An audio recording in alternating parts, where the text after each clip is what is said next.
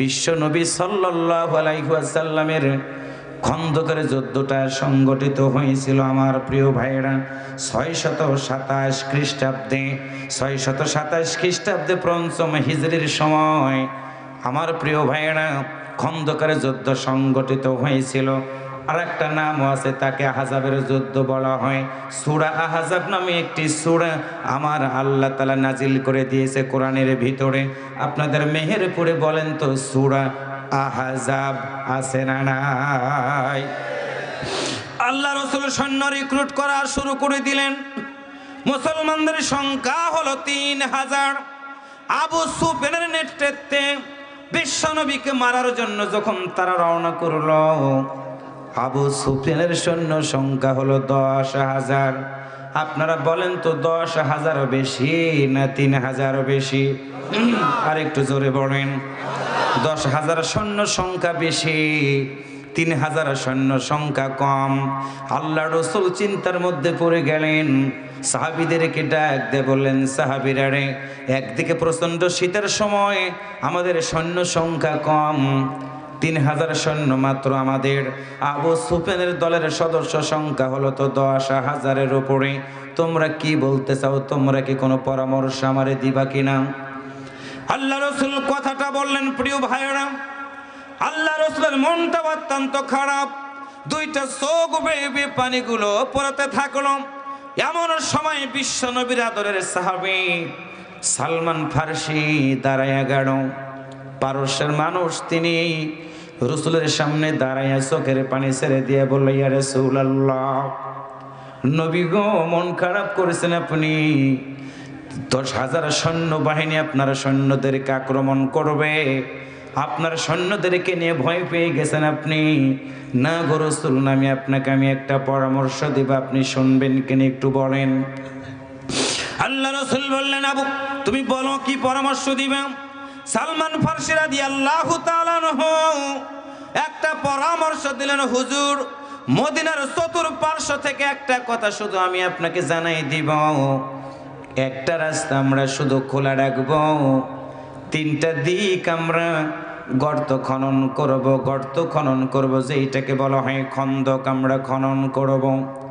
10 fit প্রস্থ হবে, 10 fit গভীর হবে। আল্লাহ রাসূল বলেন, এত লম্বা গর্ত করার কারণটা কি তুমি কি বলবা না? সালমান ফারসি বলল, হুজুর, একটা ঘোড়া যখন দৌড় দিবে, লাফ দিয়ে 7 থেকে 8 হাত পার হতে পারে, এর উপরে পার হতে পারবে না। একটা তেজস্বী ঘোড়া যতদূর পার হতে পারবে, অতটুকু সীমানা আমরা যদি গর্ত করে দিই, ওই পারে থাকবে ওরা, এই পারে থাকবো আমরা। ওদের সংখ্যা 10,000, আমাদের সংখ্যা হলো 3,000। হুজুর, ওরা ওই পারে থাকবে, আমরা এই পারে থাকবো, সরাসরি ওরা আমাদেরকে আক্রমণ করতে পারবে না। এইটা একটা অন্যতম কৌশল। একটু আল্লাহু আকবার জোরে বলেন। আল্লাহ রাসূল বললেন, তোমার পরামর্শটা পছন্দ হলো আমার। আল্লাহ রাসূল বললেন, বলো দ্বিতীয় নাম্বার তোমার কোনো পরামর্শ আছে কিনা? সালমান ফারসি বলল, হুজুর, আর একটা পরামর্শ আমার আছে, সেটা হলো মদিনার পথের মধ্যে যতগুলো ফসল আছে সবগুলো ফসল উঠায় ফেলবো আমরা। তাবু করবে যখন ওরা, ওদের কোনো খাবারের ব্যবস্থাটা থাকবে না।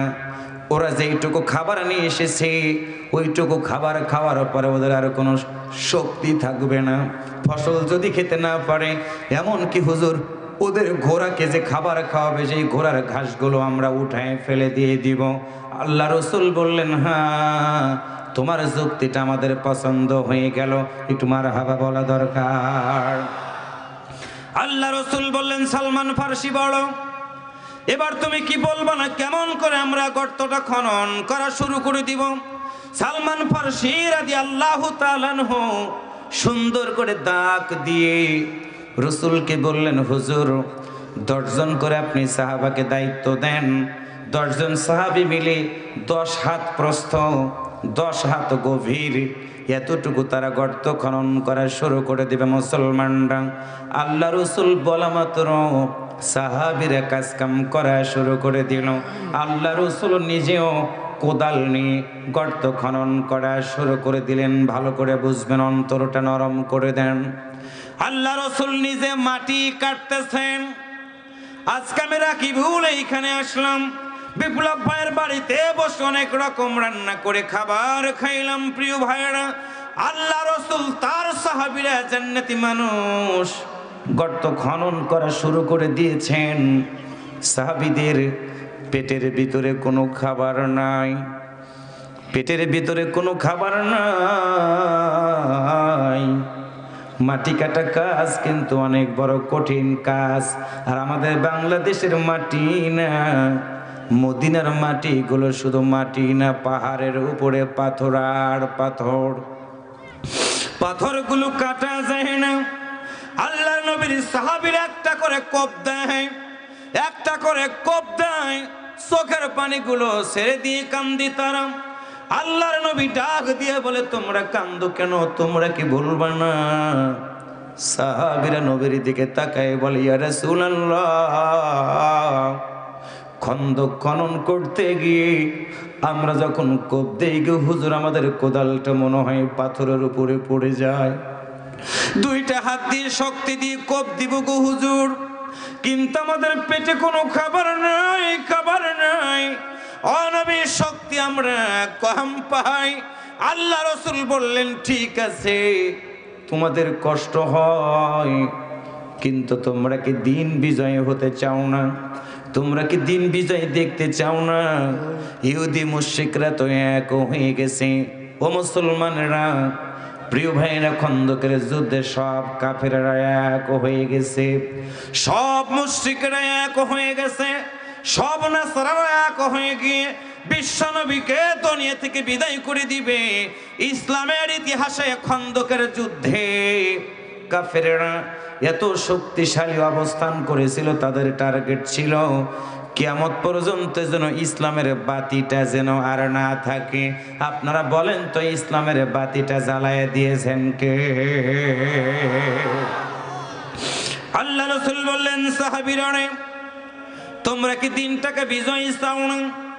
আল্লাহর নবীর সাহাবীরা বলল, হুজুর, অবশ্যই দিনটাকে বিজয় আমরা চাই, কিন্তু পেটের ভিতরে তো কোনো খাবার নাই। আল্লাহ রাসূল বললেন, বলো, তোমরা যেমন করে গর্ত খনন করা শুরু করে দিয়েছ, আমি নবীও তোমাদের সাথে আমি একটু গর্ত খনন করতে চাই। আল্লাহ রাসূল নিজে কোদাল নিয়ে যখন গর্ত খনন করার জন্য কোপ দেওয়া শুরু করে দিয়েছেন, সূরা আহজাব পড়ে দেখবেন আল্লাহর নবীর কোদালটা একটা পাথরের সাথে লেগে গেল। আল্লাহ রাসূল কোপ দেয় জোরে, কিন্তু পাথর কাটে না। আর একবার কোপ দেয়, পাথর কাটে না। সাহাবীদের পেটে যেমন করে খাবার নাই, আল্লাহ রাসূলেরও পেটে খাবার নাই। একজন সাহাবী দূর থেকে তাকায় দেখে আল্লাহ রাসূল কোপ দিতেছেন, পেটের ভিতরে খাবার নাই। এমন সময় দেখা গেল হুজুরের পেট থেকে কি যেন একটা পড়ে গেল। সাহাবী আসলো নবীর কাছে এসে বলে, ইয়া রাসূলুল্লাহ, আপনি পেটের ভিতর থেকে কি যেন বের হলো, আপনার পেটের পাশ থেকে কি যেন বের হয়ে গেল, আপনি কি একটু বলবেন না? আল্লাহ রাসূলের চোখটা ভেজা। সাহাবীদেরকে দিকে লক্ষ্য করে বললেন, সাহাবীরা রে, তোমাদের পেটে খাবার নাই, আমি নবীরও পেটে কোনো খাবার নাই রে। সাহাবীরা, কোপ দেই যখন আমি পাথরে, পাথরে কোপ দেওয়ার সময় আমার পেটটা একদম বাঁকা হয়ে যায়, ক্ষুধার যন্ত্রণা বেড়ে যায়। ক্ষুধার যন্ত্রণা কমানোর জন্য আমি নবী আমার পেটের সাথে পাথরটা বেঁধে রেখে দিয়েছি। আমার মেহেরপুরের ভাইরা, প্রচন্ড শীতের সময় আল্লাহ রাসূল নিজের হাত দিয়ে কোপাচ্ছেন। সাহাবীরা গর্ত খনন করা শুরু করে দিল। 6টা দিন লেগে গেল, গর্ত খনন শেষ হয়ে গেল। আবু সুফিয়ান 10,000 সৈন্য নিয়ে বিশ্ব নবীকে হত্যা করার জন্য হাজির হয়ে গেল। আল্লাহ রাসূল বললেন, সাহাবীরা রে, আজকে রাত্রিতে আমি তোমাদেরকে একটা দিক নির্দেশনা দিয়ে দেব। আল্লাহ রাসূল দিক নির্দেশনা দিয়ে দিলেন। আমার ভাইরা, আবু সুফিয়ান তার ঘোড়া নিয়ে একবার সামনের দিকে যায়, একবার পিছন দিকে যায়। এপাশ থেকে আল্লাহর নবীর সাহাবীরা দেখে আবু সুফিয়ান তেজস্ব ঘোড়া নিয়ে বিশ্ব নবীকে মারার জন্য তার অকথ্য ভাষায় গালিগালাজ করে। আল্লাহ রসুল বললেন, সাহাবীরা রে, আমি নবীর কমান্ড মানবা তোমরা, আমি নবীর কমান্ডের বাইরে তোমরা কোনো কিছু করবে না, তোমরা সবাই এখন ঘুমিয়ে যাও। আল্লাহর বান্দারা বুঝবেন ভালো করে, আমরা বলি সংখ্যা দিলে অনেক কিছু হয়ে যায়। আমরা কোরআনওয়ালারা বলি ডান দিকে ওরা, বাম দিকে ওরা, সামনে ওরা, পিছনে ওরা, সব দিকে ওরাই যদি থাকে কেমনে কোরআনের দাওয়াত দিব? ভালো করে শুনুন, বিশ্বনবী বললেন, সাহাবীরা রে তোমরা ঘুমিয়ে যাও। আল্লাহ রসুল বললেন তোমরা ঘুমিয়ে যাও। সব সাহাবীরা ঘুমিয়ে গেল। আল্লাহর নবী নিজে তাঁবুর ভিতর থেকে বের হলেন। একটু আল্লাহু আকবার বলেন। তাঁবুর ভিতর থেকে বের হইয়া আল্লাহ রসুল ঘুমন্ত সাহাবীদের কাছে গিয়ে বলো, ও ঘুমন্ত সাহাবীরা রে, কে আসো, কে আসো তোমরা? আবু সুফিয়ানের তাঁবু থেকে তোমরা কি একটু আমাকে খবর এনে দিতে পারবা কিনা? তোমরা কি কেউ আছো? সাহাবীরা ঘুমিয়ে আছে, সবাই কেউ কথা বলে না। আল্লাহ রসুল এক এক করে যখন আগাইতে থাকলো, এমন সময় বিশ্বনবীর কামার প্রিয় ভাইরা জুবাইর ইবনে আওম রাদিয়াল্লাহু তাআলা আনহুর কাছে যখন বিশ্বনবী গিয়ে দাঁড়ালেন, সব সাহাবীরা ঘুমিয়ে আছে। জুবাইর ইবনে আওম রাদিয়াল্লাহু তাআলা আনহুর কাছে গিয়ে রাসূল যখন বললেন, কে আছো? আবু সুফিয়ানের দলের কাছ থেকে আমাকে তোমরা কে খবর আনার জন্য কে আছো? জুবাইর ইবনে আওম রাদিয়াল্লাহু তাআলা আনহু নিজের চাদরটা মুখ থেকে সরাইয়া বসে পড়ে বললেন, হুজুর, আমি জুবাইর যাব আবু সুফিয়ানের তাঁবুর খবর আনার জন্য। আমার প্রিয় ভাইরা, গুপ্তচর হওয়া বড় কঠিন। আল্লাহ রসুল জুবাইরকে বুকের সাথে জড়ায় ধরলেন, কপালে চুমু দিয়ে বলেন, জুবাইর রে, তুমি যদি আবু সুফিয়ানের তাঁবুতে যাও, ওরা যদি তোমারে ধরে ফেলে দেয়, জুবাইর তুমি তো মারা যাবা। ওরা তো তোমাকে দুনিয়া থেকে বিদায় করে দিয়ে দিবি। তোমার কি মৃত্যুর ভয় তোমার ভিতরে কাজ করে না? এমন সময় জুবাইর বিশ্বনবীর সামনে দাঁড়ায়া বলে, ইয়া রাসূলুল্লাহ, আমার একটা কথা আছে, একটু আল্লাহু আকবার জোরে বলেন। আল্লাহ রসুল বলেন, জুবাইর বলো, কি তোমার কথা? এমন সময় ডাক দিয়া বলে, ইয়া রাসূলুল্লাহ, আমি জুবাইর আবু সুফিয়ানের তাঁবুতে যাব সংবাদ আনার জন্য। কি করতেছে তারা? হুজুর গো, আমি যদি গ্রেপ্তার হয়ে যাই তাদের কাছে, ওরা তো আমাকে ধরবে, ওরা তো আমাকে মারবে। এমন কি হতে পারে নবী, দুনিয়া থেকে ওরা আমাকে তো বিদায়টা করে দিতে পারে। হুজুর, আমি মরে যাব, এই জন্য আমি কাঁদি না, কাঁদতেছি শুধু একটা কারণ, সেটা হলো আমি জুবাইর আবু সুফিয়ানের কাছে যদি গ্রেপ্তার হয়ে গিয়ে মারা যায়, আপনার মতো নবীকে তো আমি তো আর কোনোদিন এই চর্মচক্ষু দিয়ে দেখতে পারবো না। আল্লাহু আকবার। আল্লাহ রসুল বলেন, জুবাইর, তুমি যদি আমারে দেখতে না পাও, তোমার কি মনের ভিতরে কষ্ট জমা হবে? জুবাইর ডাক দিয়া বলে, ইয়া রাসূলুল্লাহ, নবী গো, আপনি তো আমাদের সেই নবী। আপনার কালেমা গ্রহণ করার জন্য অনেক সাহাবী তার মাকে হারিয়ে ফেলেছে, বাবাকে হারিয়ে ফেলেছে, এমনকি বাড়ি ঘর রেখে আপনার মতো নবীর কাছে এসে হাজির হয়ে গেছে গো নবী। আজকে আমরা যখন ক্ষুধার্ত থাকি, আমরা ক্ষুধার যন্ত্রণায় মরে যাব মনে হয়, ডান দিকে যাই খাবারের জন্য, কেউ যখন খাবার আমাদের দেয় না, তখনই চিন্তা করে দেখি রহমাতাল লিল আলামিন কোথায় আছে গো নবী? আপনার কাছে এসে আপনার মতো নবীর চেহারার দিকে যখনই আমরা তাকাই, হুজুর 3 দিন 4 দিন 1 সপ্তাহের ক্ষুধাগুলো আপনার মতো নবীকে দেখা মাত্র আমাদের ক্ষুধাগুলো নিভে যায়। আল্লাহ রাসূল বললেন, জুবাইর রে তুমি একটু দাঁড়াও। জুবাইর দাঁড়াইয়া গেল। আল্লাহ রাসূল কপালে চুম্বন করে বললেন, জুবাইর রে তুমি যাও, তুমি যাও। আবু সুফিয়ানের তাঁবুতে গিয়ে তুমি যদি দুনিয়া থেকে বিদায় হয়ে যাও, আমি তোমার জন্য একটা সুসংবাদ দিয়ে দিলাম, তুমি কি একটু আমার হাতের দিকে তাকাবে না? আল্লাহ রাসূল এরকম করে হাতটা উঁচু করলেন। জুবাইর বলল, হুজুর আমি আপনার হাতের দিকে তাকালাম, কি দেখা যায়? আল্লাহ রাসূল বললেন, বলো তোমার হাতটা আমার হাতের সাথে মিলিয়ে নাও। জুবাইর রাদিয়াল্লাহু তাআলা আনহু নিজের হাতটা নিয়ে নবীর হাতের সাথে রেখে দিলেন। বললেন, এবার তুমি বলো আমার হাতটা কেমন দেখলাম? জুবাইর বলা মাত্র আল্লাহ রাসূলের দিকে তাকায়া আল্লাহ রাসূল বললেন, জুবাইর বলো আমার হাতের আঙ্গুলগুলো তুমি কেমন দেখলা, তুমি কি বলবে না? জুবাইর রাদিয়াল্লাহু তাআলা আনহু বললেন, হুজুর আপনার হাতের দিকে তাকাই দেখি আপনার হাতের 5টা আঙ্গুল তো আমি একত্রিত দেখতে পেলাম।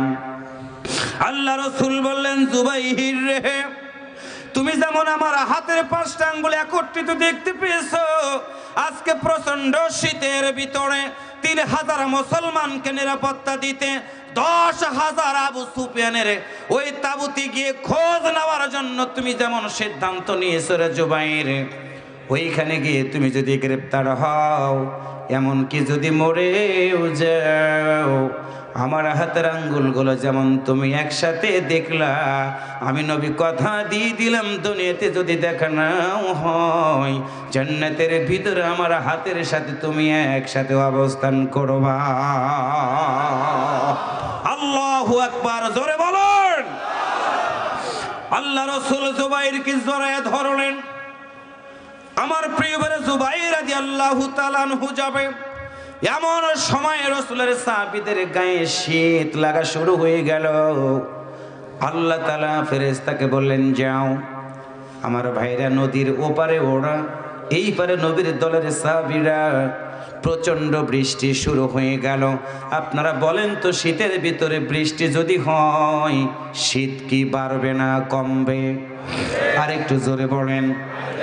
প্রচন্ড বৃষ্টি শুরু হয়ে গেল, সেই সাথে জোর হাওয়া বাতাস।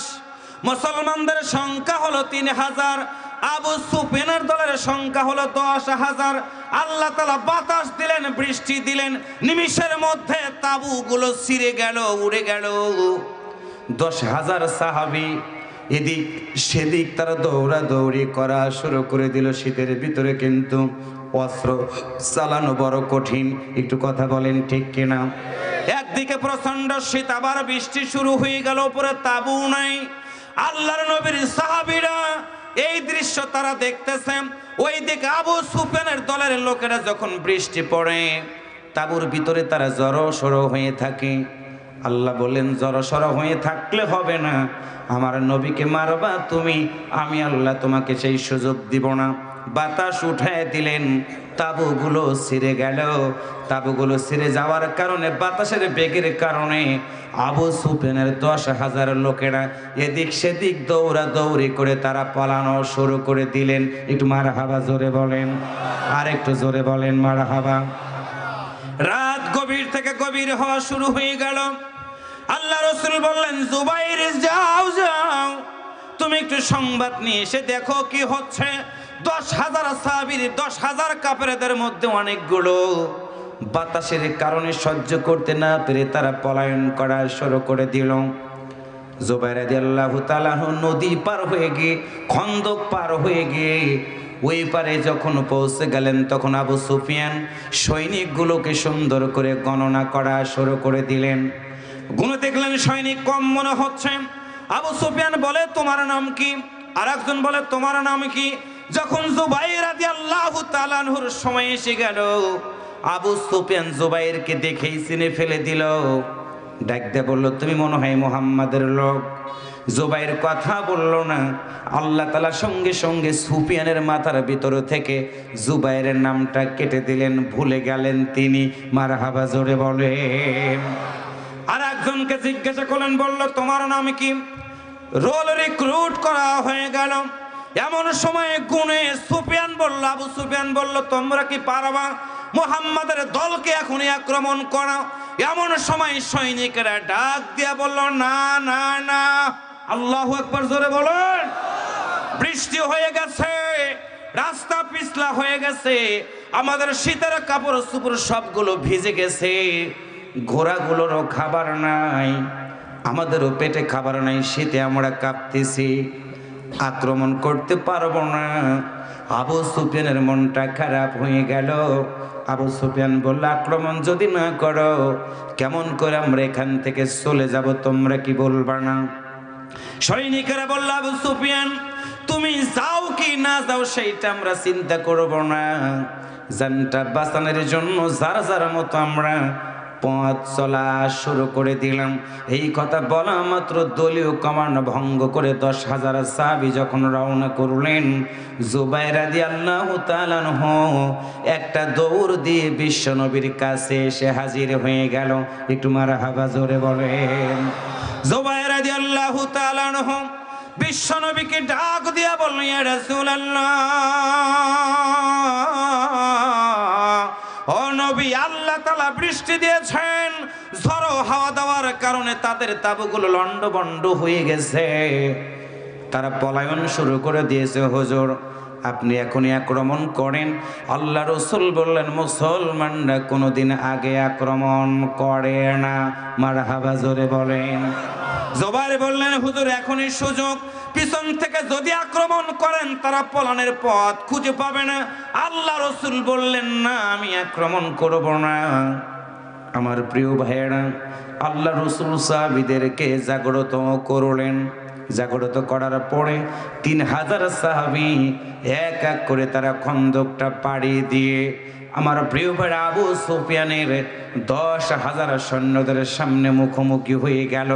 আল্লাহ তাআলা বিজয়টা এইভাবে দিয়ে দিলেন, সেটা হলো বৃষ্টি দিয়ে তাদেরকে কাবু করে দিলেন, বাতাস দিয়ে কাবু করে আমার আল্লাহ তাআলা দিয়ে দিলেন। আবু সুফিয়ানের দলের লোকেরা যখন পলায়ন করা শুরু করে দিয়েছে, আমার ভাইরা আল্লাহর নবীর সাহাবীরা যখন তাদের সামনে পথ গতিরোধ করে দিলেন, তাদের দেখে আবু সুফিয়ানের দলের লোকেরা দিক বিদিক ছোটাছুটি করে পলায়ন করলো। তারা আমার আল্লাহ তাআলা আহজাবের যুদ্ধে মুসলমানদেরকে বিজয় দান করে দিয়ে দিলেন। আওয়াজ করে বলুন তো, ওই আল্লাহ কি এখনো আছে না নাই? আরো জোরে বলেন, আছে না নাই? আমার প্রিয় ভাই, একটা কথা আমাদেরকে মনে রাখতে হবে, সেটা হলো আমার আল্লাহ তাআলা বলে দিয়েছেন, আমি সংখ্যা দেখবো না, সংখ্যা দেখবো না। তোমাদের দিলের ভিতরে যদি আল্লাহর ভয় থাকে, লক্ষ লক্ষ সন্ত্রাসী লোক থাকবে, জঙ্গিবাদ থাকবে, মাদক থাকবে, কিন্তু আল্লাহর দিনের দায়রা যদি আল্লাহর এই ময়দানে তারা একসাথে হয়ে বেরিয়ে যায়, লক্ষ মানুষগুলোর মাঝ থেকে 3 জন 10 জন 20 জন দিনের দায়রা যদি আল্লাহু আকবার ধ্বনি দিয়ে ময়দানে বাড়ায়, ইসলাম বিরোধী লোকেরা লেজ গুটায়া পালাইতে বাধ্য বাধ্য বাধ্য। কারা কারা কোরআন মানতে রাজি আছেন? দুহাত তুলে আমার আল্লাহকে দেখায় দেন। হাত নামান, হাত নামান প্রিয় ভাইয়েরা।